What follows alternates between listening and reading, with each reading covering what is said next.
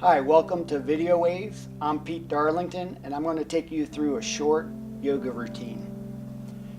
The first thing before we get started in doing the routine is I want to go over with you that a lot of people, when I say, hey, you ought to do a yoga class, this is the first thing they say: oh, I'm not flexible enough, or I can't touch my toes. And that's not what yoga is all about. In fact, it really isn't anything about that.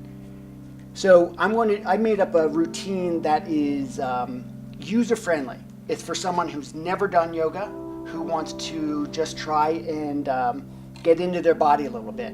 I'm not going into too hard of poses because I don't want you to get injured. So first, let's just get down.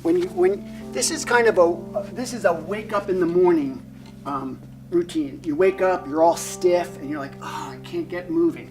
So what I'll do in the morning is first I'll sit back, I'll put my toes under my feet, and I'll sit back on my ankles. Now, if my knees are real stiff, that might be hard. So what I might do to kind of loosen my knees up first is flatten my foot and take my leg back like this and just hold this for a little bit on this side. Maybe for however long you feel like it. It feels good. And then do the same on the other side. Once I do that, my knees have loosened up a little, and then I can go into sitting on my toes, really. And I'm going to tell you, it doesn't necessarily feel good. You're going to feel some sensations like, ouch, this kind of hurts. So if it's really being in pain, don't just go through the pain. What we were taught is discomfort's okay. If you're like, wow, this is not comfortable, you can sustain through that. But if you're in pain, get out of the pose. The number one thing with yoga is to be safe. That's the number one premise, non-harm or non-violence in yoga.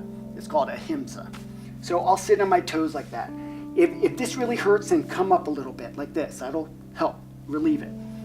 As you come up, after you get done that, then I would flatten your feet out and then sit back on your ankles now. Now you're stretching the top of your ankles, which are flat on the floor. And this feels good. It's also meditative, so you keep the arch in your back and you could just close your eyes. And it's a good way to start the morning quietly, just taking some deep breaths. And I like to work, and when I used to teach a yoga class for men my age, I used to like to work the toes and the ankles and start there and work my way up, because you want to work all parts of your body, and I'm going to touch on a lot of those parts today. After you come out of this, you come into what's called tabletop. Very easy to do. You're not going to work up a sweat doing any of this today. Spread your fingers wide, bring your hands right under your shoulders. Your knees are about hip width apart. Tuck your toes like this. And then you're going to lower your belly as you lift your head and pike your hips up in the air. You can see the arch in my back. And this is called cow pose. And then cat pose. As you exhale, you round your back, push away from the floor, tuck your head in, and then back to cow pose. So we're working the lower spine. And then just follow your breath. And again, you can do this as long as you want to. I'm just going to do a short version of it.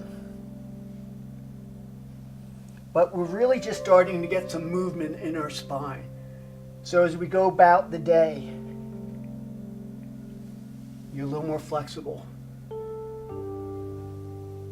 I would say maybe do this like 5 times. Exhale going into cat. Inhale coming into cow. Okay, after you're done that, what you'll do is take your knees back about 6 inches.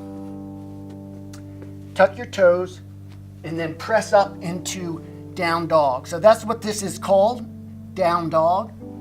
I'm pushing away with my arms and I'm bringing my shoulder blades onto my back, but I'm reaching my heart towards the floor. And then in the morning, I would say pedal out your feet. So pedaling out is you might push one foot, the heel of your foot down towards the ground, and then do it on the other foot. You can see my fingers are spread wide, and I'm gripping into the floor with my fingertips. And as you flex your feet like this, you're going to feel a hamstring pull right here. So you're going to feel that, and that's good. Again, don't hurt it, but it's good to get that sensation. Now, to make this easier, I even have instructions written on the ground here that you could do also. Just so you know, you don't have to take away any resistance.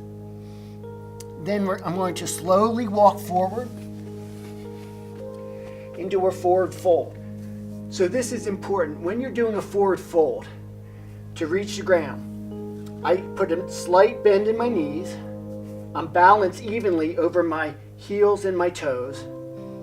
And I'm not rounding my back. Do not round your back when you go to reach the ground because you're crushing the disc in your vertebrae. So keep your back arched and then hinge at the hips. You can see I keep the arch in my back. And if this is as far as you get to the ground, then that's fine. There's nothing wrong with that.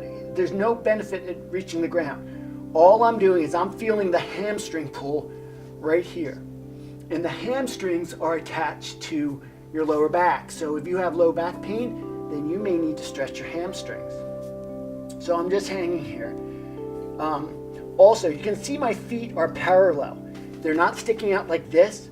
That's very important that the edges of your feet, actually if you line up between these two toes and the back of your heel, there should be a straight line that runs parallel to the edge of your mat. And my feet are hip width apart, and I'm just holding. So I'll hold here, then I'll take a breath in and rise halfway, and I'll reach out through the crown of my head like someone's pulling on a string at my head as I lengthen my spine. Then I'll lower, and as I take an in-breath, I'll sweep my arms up and down, and then shake out. Then I'm standing in Tadasana. So Tadasana is mountain pose, and to do mountain pose, you have your feet parallel to the edge of the mat, hip width apart, and then you bend your knees slightly, and then you rotate your thighs in and push them back.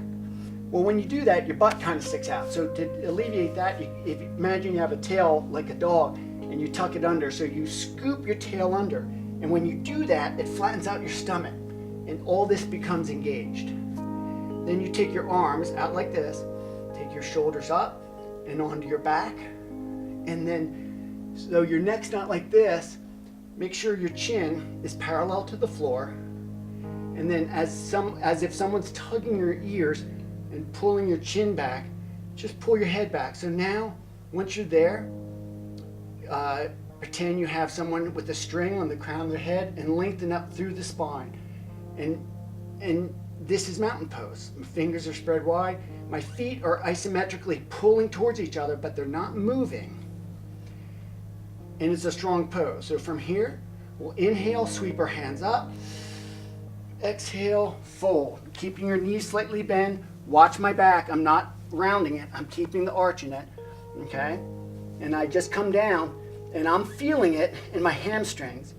Now, if I really start to crank down to the floor, you may injure your hamstring attachments, which you don't want to do.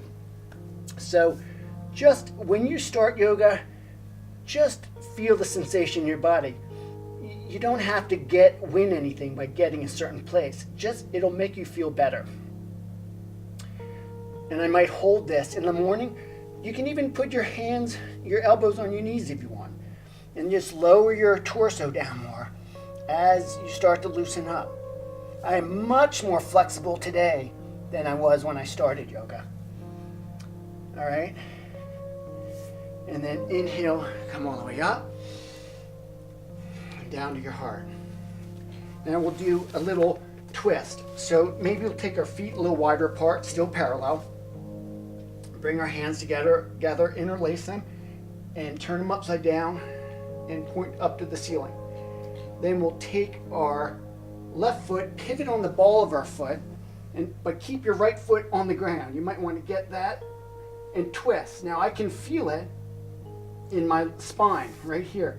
I'm feeling this twist, and twisting your spine is a good thing to do, and we'll do another twist pose in a little bit.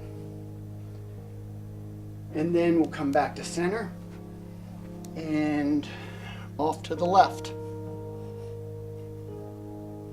Now you can do this again, because of time restraints, we'll just do it once, but you could do it again both sides.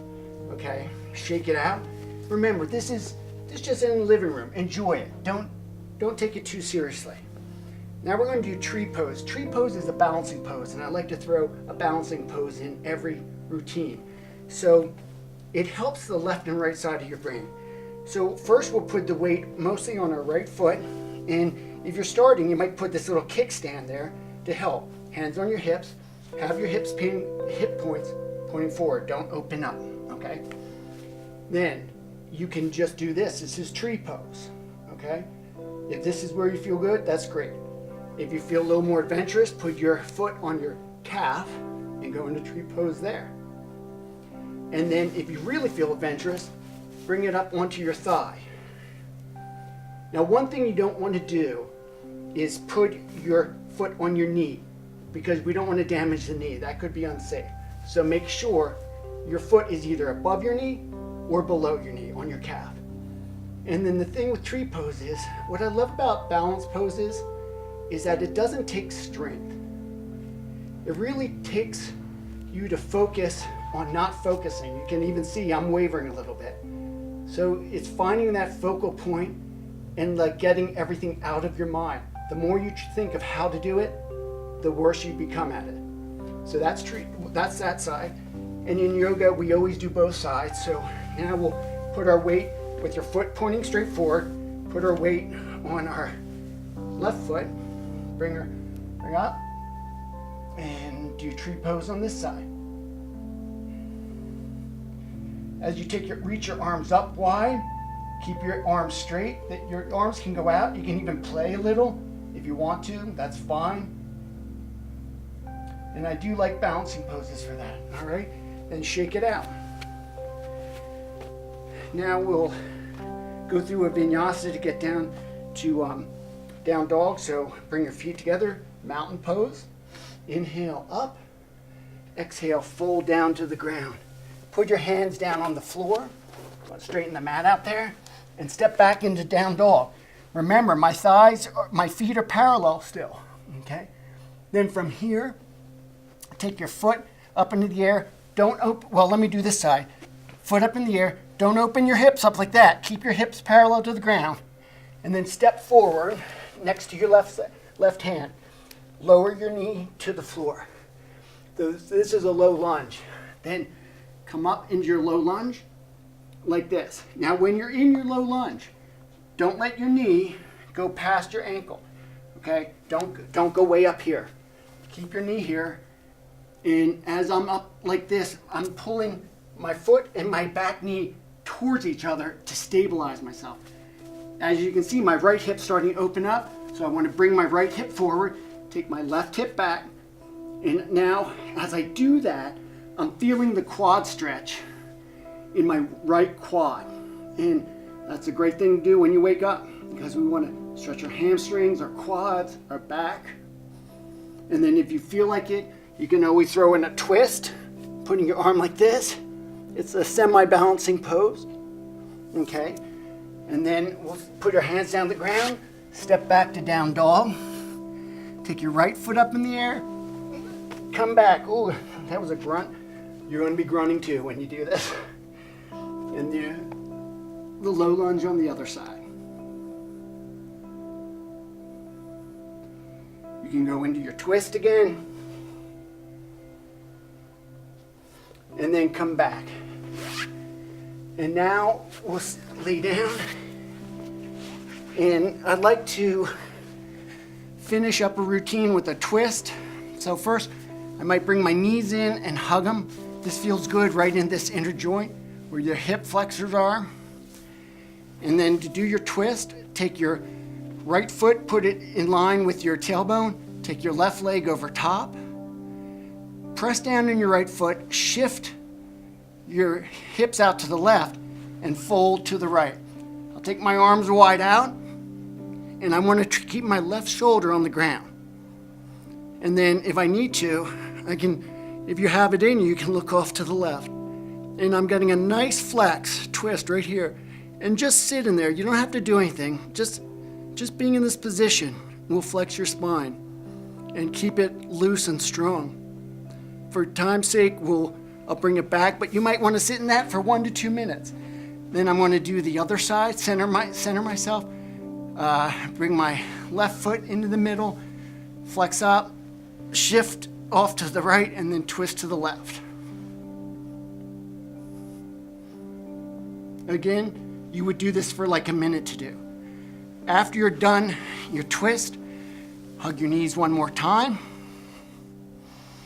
and then go into Shavasana. Now it's only a 15-minute routine, 20-minute routine, so have your legs pointing off to about the corners of your mat, your palms straight up, about 45-degree angle. Tuck your shoulder blades under your back, keeping your chin parallel, and then just relax everything and rest here for a minute or two to get going. When you do a real yoga class, you might have a 5 or 10-minute Shavasana. And as anyone who's done yoga will tell you, this is the best part of the yoga routine. And then when you're done, maybe stretch your arms out, your feet out, bring your knees in, roll to the right, give gratitude for being able to do this, and then push up, and maybe just end your day with a little bow to whatever's coming for that day. Well, thank you for spending some time. Hopefully this routine will show you that yoga does not have to be intimidating. I highly recommend, if you get benefit, go to a real class with a really good teacher, and you will be amazed what it does for your life. This is Pete Darlington. Thanks for showing up.